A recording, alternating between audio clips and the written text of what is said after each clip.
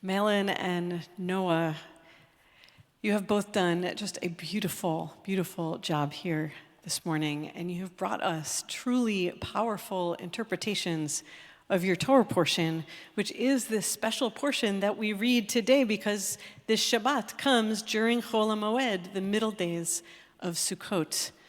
Malin, you wove for us a thread through this portion and through Jewish tradition that reminds us that our mitzvot, our commandments, are meant to teach us to live lives in ways that honor and respect life, all life, animals, human beings, plants, and that when our traditions or our actions today don't live up to the ideals of honoring all life, then we need to rethink what we do and how we live to be in better alignment with this value. And Noah, you grappled with the part of this Torah portion in which God tells the people that when they re-enter the land of Canaan some 40 years down the road, they should never assimilate with those who are living there, and they should even destroy them and their idolatrous ways. You suggested that this is not acceptable today, that living among people of other faiths and traditions can actually make the Jewish people stronger and more secure, that this is not a time to wall ourselves off from others, but rather a time to seek out connections with others. In many ways, the two of you have woven together an aspirational story of the world as it could be.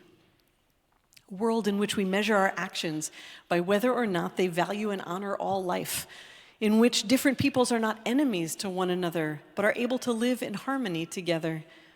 It's something of a prophetic vision. And I want to affirm that on this Shabbat of Sukkot, it's exactly the vision that we are most hungry for and poised to receive. Now, it's not a simple vision, especially while Israel is at war with Hamas and Hezbollah. It would be easy to be cynical about it. Honor all life, all peoples living in harmony, when there are still hostages held underground and missiles launched into Israel by Hezbollah regularly, while innocent people are dying or starving in Gaza and Lebanon, and there are many who seek the elimination of Israel? What a mess we are in. It would be easy, even tempting, to dismiss the vision that you've both articulated as naive. But the truth is, Malin and Noah, we must not dismiss it, and it is not naive. Sukkot, which was the very last holiday that we knew before Hamas attacked and our story went so dark, Sukkot was and is the most expansive and inclusive holiday that we have, one that imagines a world in which all the nations are connected, are able to exist in peace, invested in each other's well-being, and dwelling side by side. Really, Rabbi? That's what you're supposed to ask right there. Really? Really. From its most ancient beginnings.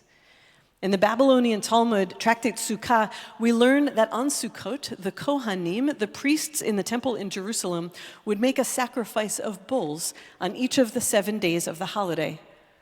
Sukkot is one of the pilgrimage holidays, so everyone would make their way to Jerusalem to celebrate.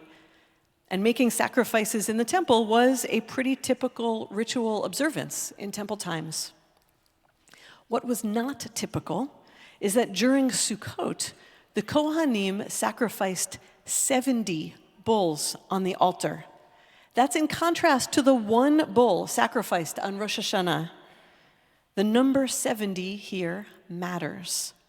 In Jewish tradition, the number 70 is read by our sages to represent all the nations of the world.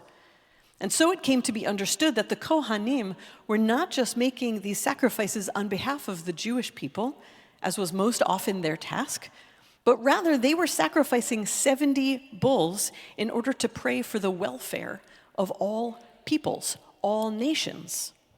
On Sukkot, our harvest holiday, when we give thanks for the bounty which would sustain us through the winter months, and on which we would pray for good rainfall and harvest in the year to come, it was starkly obvious that Jewish survival was linked to the survival of all peoples, that rain doesn't know borders, seeds don't know religion, and that no nation survives best by being walled off from others, that the nations of the world relied upon each other and would rise or fall together.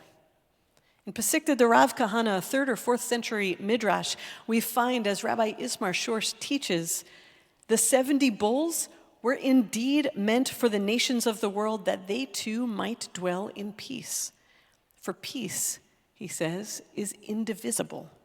If it's not shared by all, then it will be enjoyed by no one. Sukkot is understood to be the most universal holiday that we have, professing through ancient words and rituals an imagination beyond the war and enmity that we're experiencing right now. That is a Sukkot world. That is a Sukkot vision, and it tucks neatly into yours.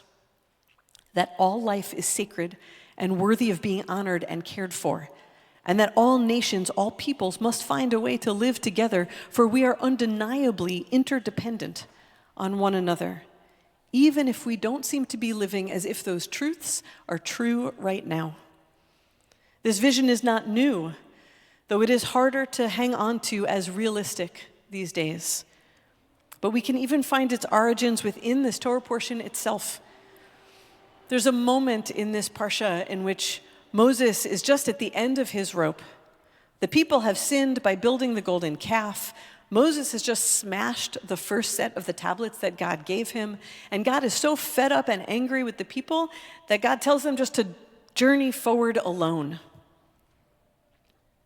In his desperation, Moses cries out to God, "Hareini na et kevodecha." Please, God, show me your face. Let me see you so I have evidence of your love and your presence. And God answers gently, "You cannot see my face, Moses, but I will cover your eyes and I'll pass before you. And then I will lift my hand, v'ra'ita et achorai, and you will see my back." Many commentators try to understand what this means for our unseeable God. In his philosophical work, Mori Nevuchim, Maimonides explains that when God says you can see achorai, my back, what it means is that you can see all that comes achar, after and from me, which is to say you can know me through all of the things that I have created. So how do we come to know God? By gazing at humanity, which is God's creation. Not by seeing a deity or an apparition or an invisible being, but by looking in the eyes of the other and at all creation and finding their abundant love, Maimonides teaches. In a time when it would be easy to say, look around, clearly no one thinks all of life is sacred.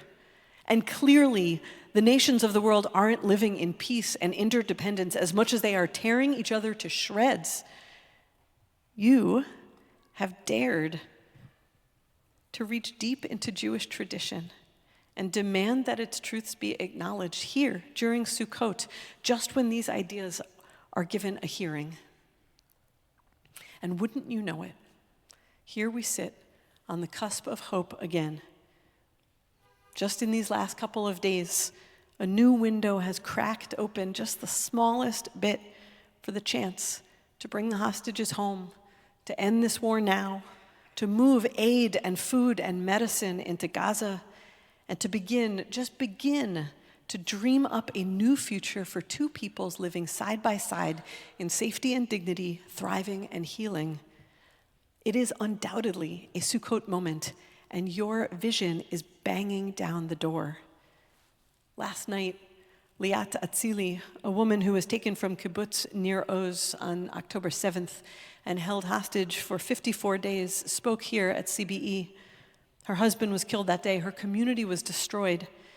And last night, she told us that while before October 7th she believed that peace was important to work for, now she believes that peace is not just an option, it is the only possible way forward. Living without it, she said, that's not a life. And she said it begins by acknowledging that people all over are suffering. Hers is a Sukkot vision. Sometimes the window closes on it and we forget. But I draw from Liat's unbelievable strength, from your words and Torah's wisdom to know that even still, even now, a Sukkot world is not just possible, it is ultimately the only way forward, and it is not nearly as far off as we think it is. In place of offering 70 bulls on the altar, which we will not do this morning, thank goodness, may we instead offer 70 million prayers that it is now that we turn a corner towards the Torah that you shared this morning, towards seeing humanity in one another, sacredness in all life, and an interdependence of nations who choose not to fall together, but instead, finally, to rise. Yasher koach on your courage and your clarity on this morning. We are so very proud of each of you. Shabbat shalom.